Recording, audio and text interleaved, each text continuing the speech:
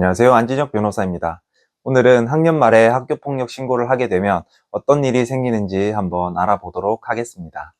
만약에 같은 반 학생으로부터 학교폭력을 당하고 있다. 이런 경우에 학교폭력 신고를 할까 말까 고민하는 경우가 많습니다. 학년 말이니까 조금 기다려서 다음 학년도에 학년이 바뀌면 반도 달라지겠지. 이런 생각에 학교폭력 신고를 하지 않는 분들도 있는데요. 학년 말인 12월, 1월 이때도 학교폭력 신고를 하는 분들이 있습니다. 심지어 방학 중인 1월, 2월 이때도 학교폭력 신고를 하기도 합니다. 그런 분들은 왜 방학 중에도 학교폭력 신고를 하는 걸까요? 보통 학교폭력을 당했지만 심한 피해를 입은 경우가 아니면 학교폭력 신고를 하지 않는 경우가 많습니다. 그냥 참고 지나가자 이런 생각 때문이겠죠. 왜냐하면 학교폭력 신고를 한다고 해서 진짜 가해 학생이 학교폭력을 멈추게 될까?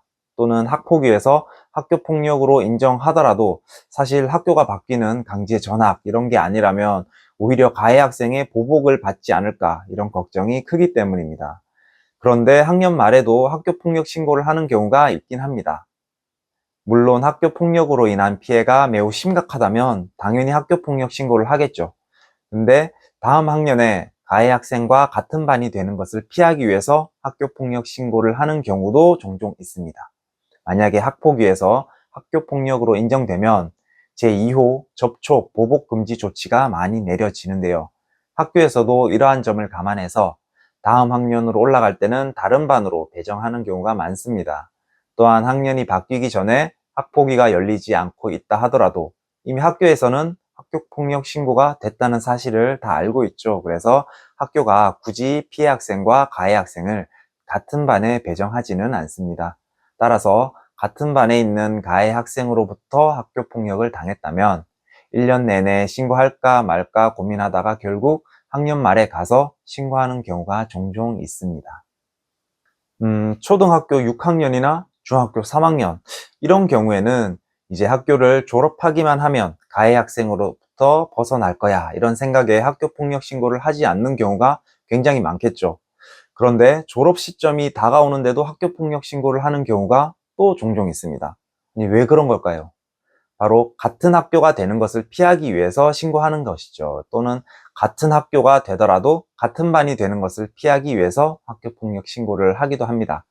학교폭력 예방법 시행령에 보면 교육감이나 교육장은 전학 조치된 가해 학생과 피해 학생이 상급 학교에 진학할 때는 각각 다른 학교를 배정하여야 한다. 이렇게 의무사항으로 규정을 하고 있습니다. 그리고 이 경우에는 피해 학생이 입학할 학교를 우선적으로 배정해야 됩니다. 따라서 학폭위를 개최해서 가해 학생에게 전학 조치가 나오면 상급 학교를 진학할 때 다른 학교로 배정이 되는 것입니다.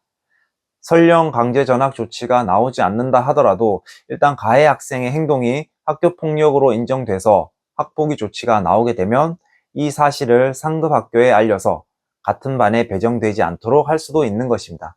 예를 들어서 초등학교 6학년 졸업을 하고 중학교에 입학할 때 가해 학생과 피해 학생 조치를 받았다면 학교에서도 이 사실을 알고 있기 때문에 같은 반에 배정되지 않도록 유의를 할 수 있는 것입니다. 사실 피해 학생과 가해 학생들이 같은 동네에 거주하는 경우가 많아서 상급 학교에 진학하더라도 같은 학교에 배정이 되는 경우가 많고 또 같은 반이 되는 경우도 굉장히 많습니다. 따라서 졸업할 때쯤에 학교 폭력으로 신고를 해서 가해 학생 조치가 나오게 되면 상급 학교에서 다른 반이 될 수도 있고 상급 학교에 입학할 때까지 결과가 나오지 않는다 하더라도 지금 학폭위에 걸려 있다는 사실을 학교에서 알게 되면 학교에서도 그런 사정을 반영해서 다른 반으로 배정해 줄 가능성이 크겠죠. 물론 모든 학교폭력 신고가 그런 의도로 신고되는 것은 아니겠지만 실무적으로는 그런 경우가 굉장히 많이 존재를 하고 있습니다.